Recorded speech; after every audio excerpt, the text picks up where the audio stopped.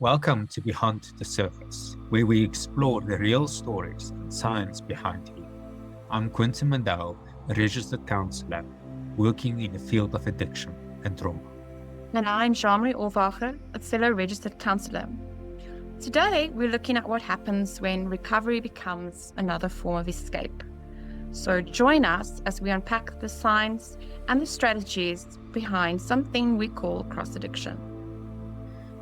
I think this is a topic that is often misunderstood, but incredibly common. Cross-addiction, also known as addiction transfer, refers to the development of a new dependency, whether on a substance or behavior, by someone already in recovery from a previous addiction. Rather than resolving the deeper emotional or psychological drivers of addictive behavior, the individual may unconsciously substitute one compulsion for another. I think cross-addiction is something that can happen so easily because most of us have some resistance to really facing our own pain. Instead of processing it, we often reach for substitutes. For some, that might look like alcohol or drugs, but for others, it can be as simple as sugar or salt cravings. Those habits may seem harmless, but they can become addictive patterns in their own right.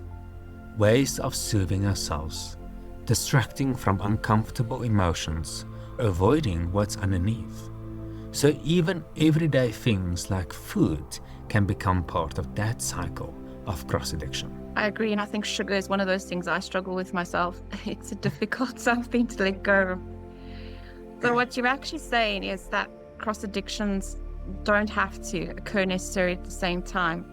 So, for instance, you may be in recovery from alcoholism, and you may even be sober for many years and in recovery, but you suddenly notice signs that you are developing a dependency or an addiction to maybe another drug, or that you are engaging maybe in a compulsive behavior that has now triggered your brain's dopamine reward center, and you maybe find yourself back sort of in that cycle of addiction. And that people who have one addiction can unfortunately often be more susceptible to cross-addiction. Yes, that's exactly that. And this pattern can complicate the recovery process, making sustained sobriety more challenging. Often people in recovery find themselves gravitating towards other substances or compulsive habits, such as gambling, overeating, or excessive screen use as a way to manage stress, emotional discomfort, or lingering cravings. So why do you think then cross-addiction happens? I think trauma is often the root. If the emotional pain isn't addressed, the brain finds automatically new ways to numb itself. And when that happens, we really need to look at addiction differently. That's why trauma-informed care is so essential. It's not just about detox or avoiding substances, because even if someone stops using, if the trauma underneath isn't healed, the drive to numb will just find another outlet. And often individuals living with trauma also have co-occurring mental health struggles like anxiety or depression, which puts them at high risk of developing cross-addictions. Substances or behaviors can temporarily ease those symptoms, but without deeper healing, it becomes a cycle that repeats itself. I think that's such a valid point. Because I worked with a client who quit alcohol, but they then developed a compulsive need to help others, and almost to the point of like burnout. So it's a reminder to us to think that addiction isn't just about substances. It can also be about unmet needs and that lack of identity to some degree. Who am I now without an addiction? Who am I now in recovery? It's redefining that sense of who I am, and even who do I want to be? Most definitely. I think identity is quite a big thing. I think many people even get identity by being the victim. So to step out of that role, that victim mode, is also a big shift. And to make that shift is not always that easy. I've seen similar patterns with clients who became almost addicted to productivity or perfectionism. Their worth depended on never slowing down. Others shifted into relationships, becoming overly dependent on a partner or constantly seeking validation, and some even moved into rigid routines with food or exercise.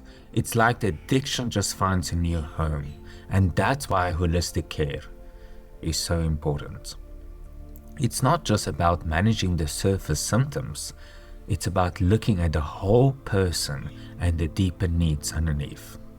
I think it's one thing to acquire a whole new set of tools, but it can become really challenging to practically apply them, especially if you perhaps live in a secure rehabilitation environment where you have been kept away from certain substances or not been able to engage in certain behaviors.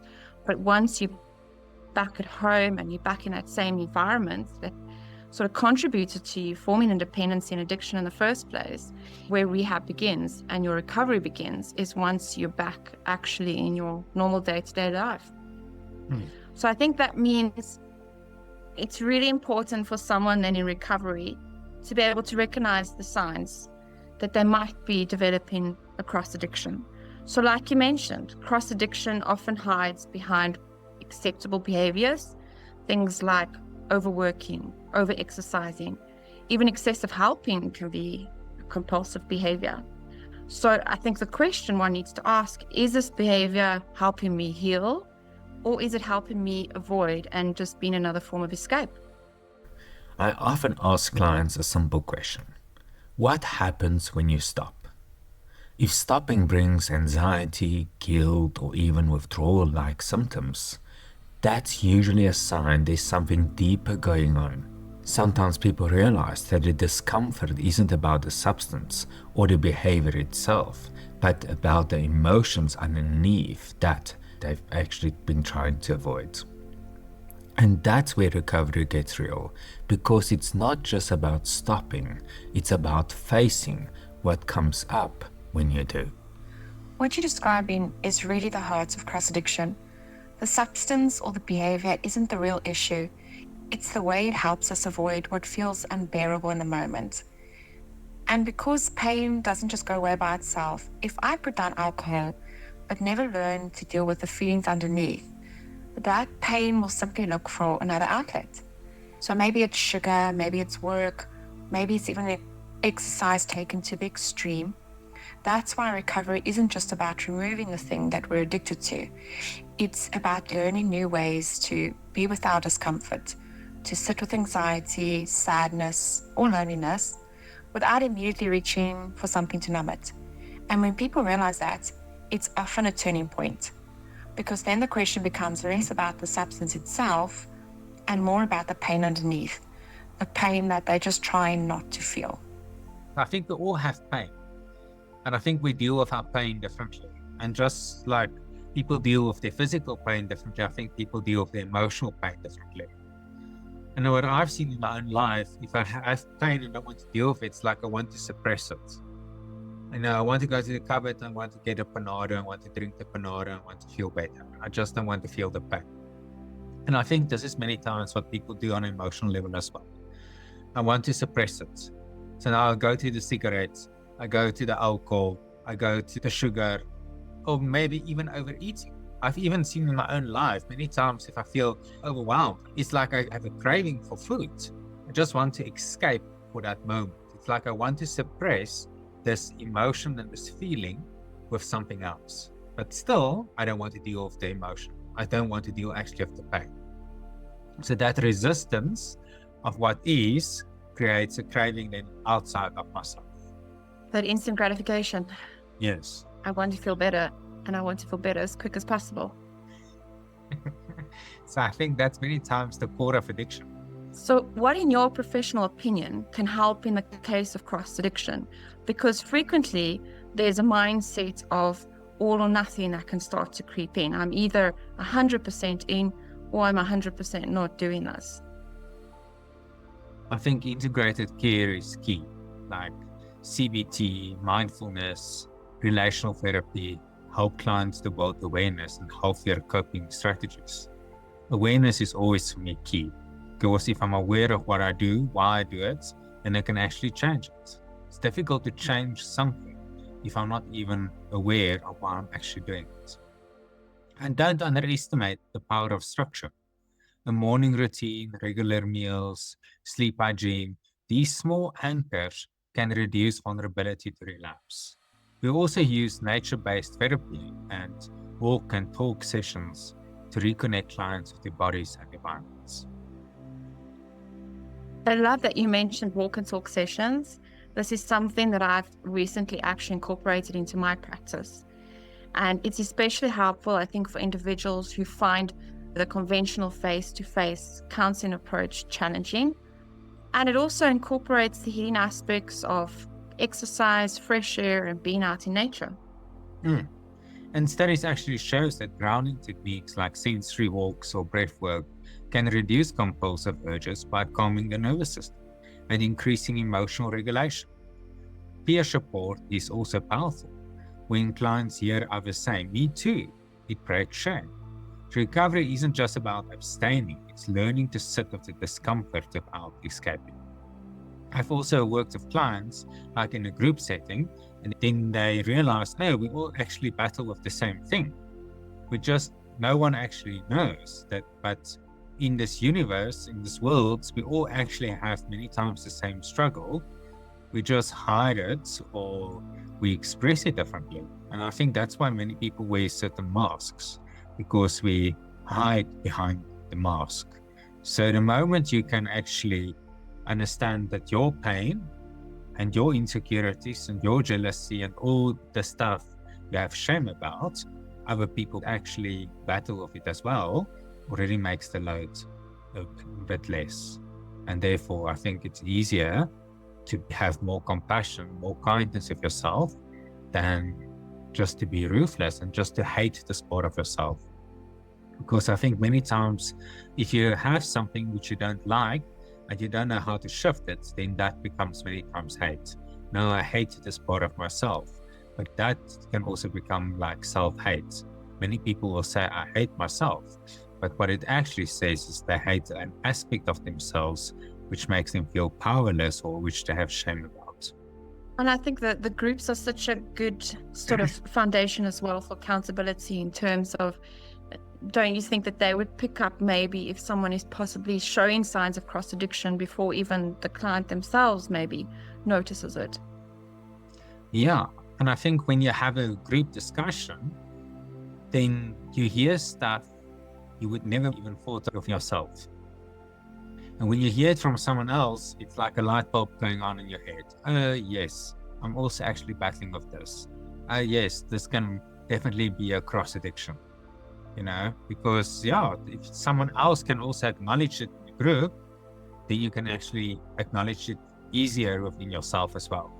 I think that makes the cross addiction easier. So I think many times the AA meetings, group therapy, I think it's actually good, even family therapy, because many times if you can become aware of different challenges in your family, then you can also handle it differently, and then you can see, maybe they also battle with cross addiction.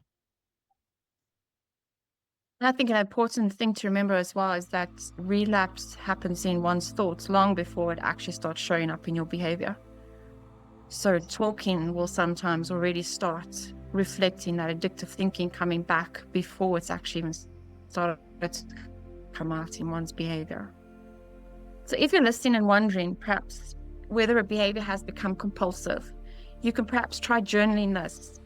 What am I feeling before, during, and after I engage in it? Patterns often start to reveal themselves when we slow down. I think it's so important, even after a person has a relapse, to go and look at what was the behavior pattern, like you've said, before, during, and after. Because the more you learn about yourself and about your behavior, the more you can actually manage it. Because next time, you can already see, oh wow, this thought is already creeping in.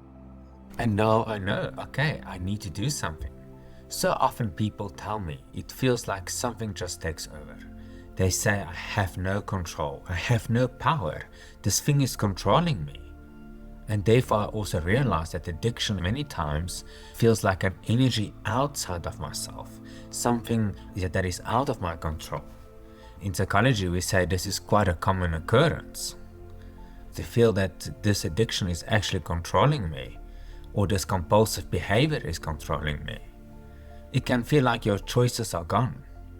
But what I tell clients is that moment when you notice, when you realize this is taking over, that's actually the window of power. That's the moment where you can pause, reach out, ground yourself, or use one of the tools you've learned, because awareness doesn't always feel like power, but it's the first step to taking your power back. So many people think that recovery is just about willpower. It's just being strong enough to say no. But what you're describing shows that it's less about forcing yourself and more about noticing. So that moment of awareness doesn't really necessarily feel powerful at first, but it's a seed of choice. So the more someone practices pausing in that moment, the stronger that seed grows. So recovery is really about building that muscle of awareness. So you're not just reacting automatically. It's not just that knee-jerk reaction, but it's beginning to respond differently. When you support someone in recovery, remember curiosity and compassion go further than confrontation. Ask, what's the behavior trying to soothe? Because I think many times people just attack the addict, they're angry at the addict, they shame the addict. I think curiosity and compassion can go much, much further, because if there's curiosity and compassion, then the individual can actually help to look within themselves. But if they're screaming and shouting and conflict and shame, then they shut their behavior and their awareness even more down. And now they actually know less of why they do it, and therefore they relapse easier. So I don't think fear is always the answer. I agree, and I think especially if escape was your go-to behavior before, it's very challenging not to find another form of escape that's perhaps not as healthy, increasing your chances of developing then a cross addiction. So a cross addiction actually tells us where healing maybe still needs to happen. We're maybe missing something. So if you're listening and this resonates with you, know that you're not alone. And remember, as we've mentioned many times, recovery is a journey. It's not a straight line. Absolutely. And if you swapped one addiction for another, don't beat yourself up. Get curious, get support, and keep growing. It is a journey. It's not the one-time fix-it-all. It is unfortunately a process. And I think life is like a school. We all learn. And sometimes we're in grade 1, and sometimes we fail grade 1, then we must go back to grade 1. So there is unfortunately a bit of learning that we need to do. So we need to have the willingness to learn and the compassion for ourselves. And the more we learn, the more we can actually have compassion and help others on their path as well. I think it's so important what you say, that relapse and even cross addiction is part of recovery. It's letting go of that mindset of perfectionism. I'm either 100% recovered or I'm completely back in addiction. It's not as simplistic as that. It's realizing, like we've said, it's a journey, and it's learning to pick up maybe the pieces and what have I missed, and how do I just move forward from this again. So thanks for joining me, Quinton, and to our listeners, stay connected, stay compassionate, and keep choosing growth.